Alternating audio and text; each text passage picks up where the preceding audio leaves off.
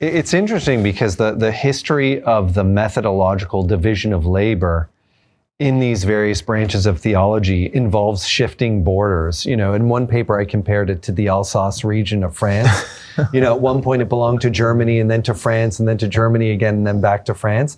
Well, Father Pincares in his incredible work, Sources of Christian Ethics, one of the beautiful things he does is he says, just because you have practical questions about the ninth commandment or something, doesn't mean you shouldn't read the Sermon on the Mount, or Augustine's commentary on the Sermon on the Mount, or the Treatise on Happiness in St. Thomas. So it's so beautiful how he draws our attention back to that.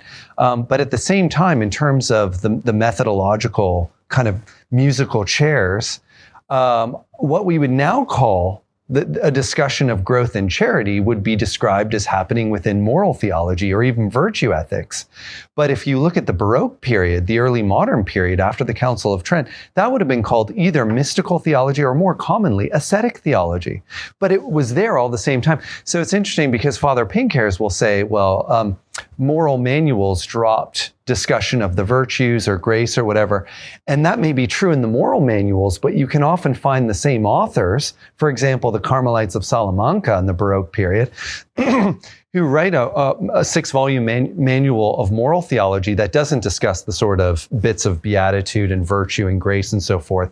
But in their Cursus Theologicus, they'll discuss this for hundreds of pages. Why? But that's in a dogma work. And so it's kind of confusing because a lot that's now in moral theology was then in dogma or in ascetic or spiritual theology.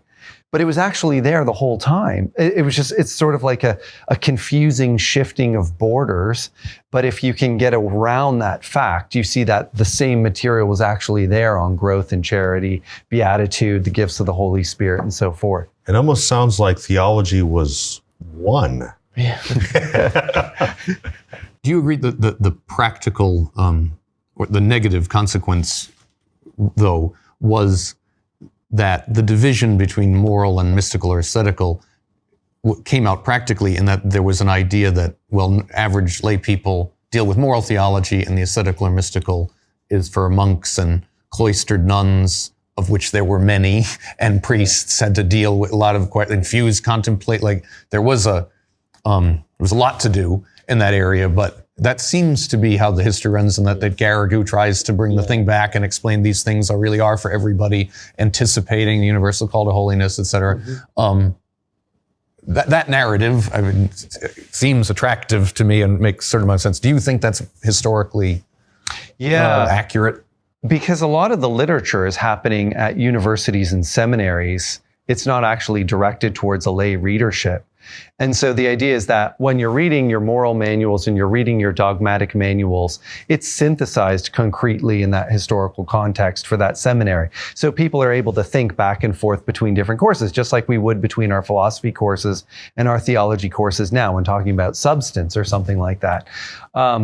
But when you take it out of that, of course, the danger is you only are aware of the moral manual and not the dogmatic or spiritual manuals, which people on the ground at the time were reading in synthesis.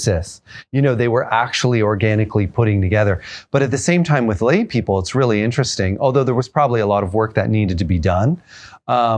You can find a whole treasury of kind of lost books of laypersons' manuals of spirituality and moral formation. You can find these things on Hathi Trust, archive.org. They have titles like A Young Man's Guide to a Virtuous Life or A Young Woman's Guide to a Virtuous Life. And you can see a kind of trickle-down effect happening from theology, because these are often written by priests who read these more elevated works in seminary, and now they're explaining it sort of ad populum. And so you can see a certain kind of trickle-down effect, though there was always room, I think, to improve.